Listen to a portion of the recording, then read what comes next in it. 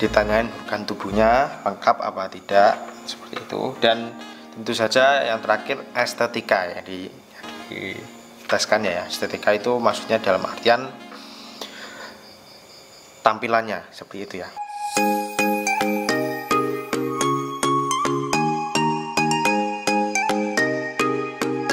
Konbanwa minasang, selamat datang lagi di channel IDP ini, channelnya Kensosei atau X Magang.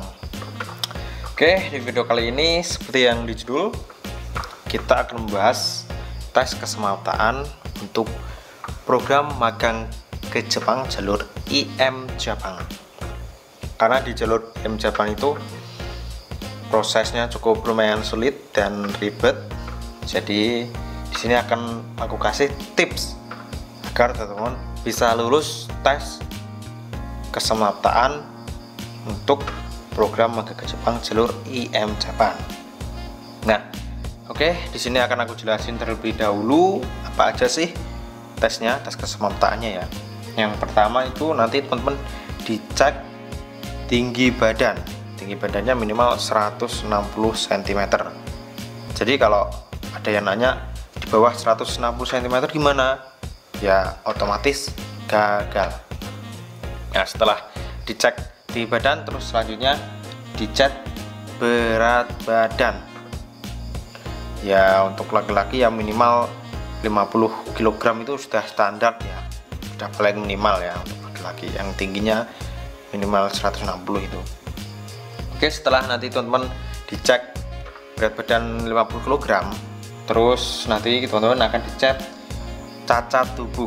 Nah, di sini cacat tubuhnya dicek termasuk proporsi bentuk tubuh. Jadi teman-teman nanti dicek semua, kayak tangannya semua, terus apakah jari-jari lengkap, proposal atau enggak, bungkuk atau enggak, seperti itu. Terus selanjutnya setelah dicek tubuhnya, terus nanti teman-teman juga ditanyain perihal pernah patah tulang atau enggak, seperti itu. Terus selanjutnya nanti teman-teman juga akan dicek giginya, apakah ada yang bolong atau enggak, seperti itu. Terus selanjutnya disfungsi organ tubuh ya, jadi dicek, ditanyain organ tubuhnya lengkap apa tidak, seperti itu. Dan tentu saja yang terakhir estetika ya, diteskan ya. Estetika itu maksudnya dalam artian tampilannya, seperti itu ya. Oke, seperti yang dijul, di sini akan aku kasih tips cara agar teman-teman bisa lulus. Yang pertama kita bahas tinggi badan dulu ya.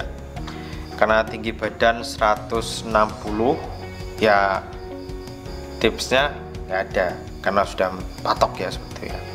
Jadi kalau teman-teman tingginya di bawah 160 dan teman-teman nanti nyuri-nyuri, mungkin kalau tingginya 158, 159 itu kemungkinan masih bisa nyuri-nyuri ya.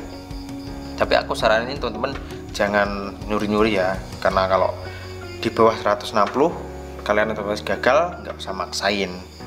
Kenapa begitu? Karena di tes IM Jepang ini nanti teman-teman itu di medical itu atau di tes kesemaptaan itu nggak cuma sekali. Nanti di seleksi awal, terus pas di pelatihan tahap 1, pelatihan tahap 2, nanti juga dicek tinggi badan terus menerus. Jadi kan sayang kan kalau misal kalian nyuri di pertama, kalian bisa lolos, terus kedua alhamdulillah lolos lagi, dan ketiga gagal, otomatis teman dipulangkan dan sekaligus nanti uangnya proses ini hilang. Terus untuk tips berat badan, nah kalau tips berat badan ini masih bisa dicuri atau masih bisa diakalin ya. Misal teman-teman berat badannya 45 atau 48 gitu ya. Jadi teman-teman sebelum tes itu banyaklah minum air putih, atau enggak minum air putih ya makan buah-buahan ya. Karena itu sudah terbukti ampuh. Teman-temanku kemarin banyak yang istilahnya gelonggong seperti itu. Oke, nah di sini akan aku kasih tips selanjutnya, yaitu untuk pas dicek cacat tubuhnya ya. Jadi untuk teman-teman sebelum tes kesemaptaan ini harus disiapkan terlebih dahulu ya kondisi fisiknya. Oke, selanjutnya di patah tulang atau bekas patah tulang. Jadi buat teman-teman untuk perihal ini, teman-teman itu semisal ada riwayat patah tulang 5 tahun atau 4 tahun yang lalu ya, lebih baik teman-teman jangan ngaku ya, karena kalau patah tulangnya nanti di bagian poros ini nanti bisa jadi pertanyaan ya. Jadi kalau teman-teman punya riwayat patah tulang, lebih baik jangan dibilang atau jangan ngomong ya istilahnya. Tapi kalau teman-teman itu sudah sehat ya, sudah terjamin kalau nggak bakal kambuh lagi. Karena kenapa di persyaratan keselamatan ini teman-teman itu harus tidak punya riwayat patah tulang?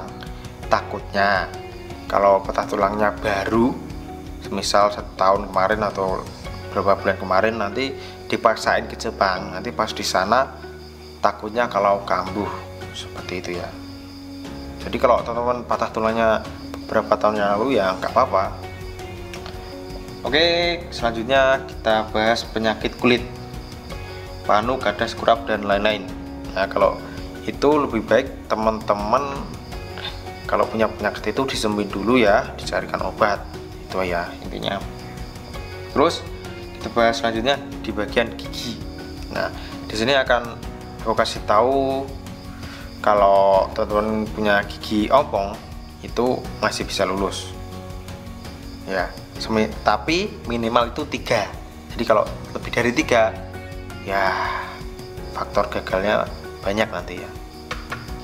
Oke, selanjutnya difungsi organ. Ini difungsi organ ini dalam artian ada organ tubuh yang berfungsi atau enggak, misal seperti itu ya. Terus estetika. Kalau estetika ya untuk tipsnya ya merawat diri aja, karena penampilan itu penting. Oke, itu tadi pembahasan seputaran tips tes kesemaptaan untuk program IM Jepang ya. Jadi teman-teman, di sini akan aku kasih poin atau kasih saran. Kalau teman-teman semisal di program IM Jepang ini nggak memenuhi syarat,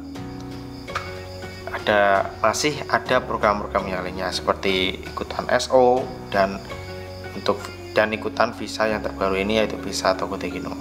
Oke, itu aja mungkin yang aku sampaikan. Semoga tips ini bisa membantu teman-teman dan mencerahkan teman-teman ya.